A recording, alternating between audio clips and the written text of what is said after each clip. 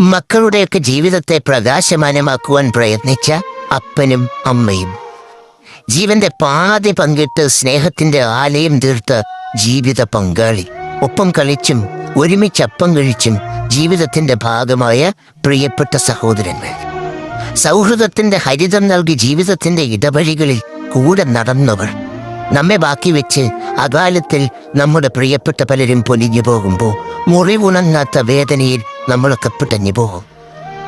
സ്നേഹിച്ചും പങ്കുവച്ചും ആഘോഷിച്ചും ജീവിച്ചുമൊക്കെ കൊതി തീരാതെ മരണം നമ്മുടെ പ്രിയപ്പെട്ടവരെ പറിച്ചെടുക്കുന്നു.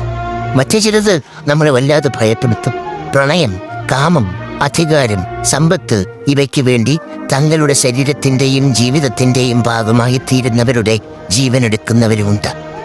ചാറ്റൽ മഴ പോലെ, പേമാരി പോലെ, കന്മഴ പോലെ ജീവിതത്തെ മൃദുവായോ കഠിനമായോ തലോടി മരണം രംഗബോധമില്ലാത്ത കോമാളിയായി അതിൻ്റെ ദൗത്യം സദാ നിർവഹിച്ചുകൊണ്ടേയിരിക്കുന്നു.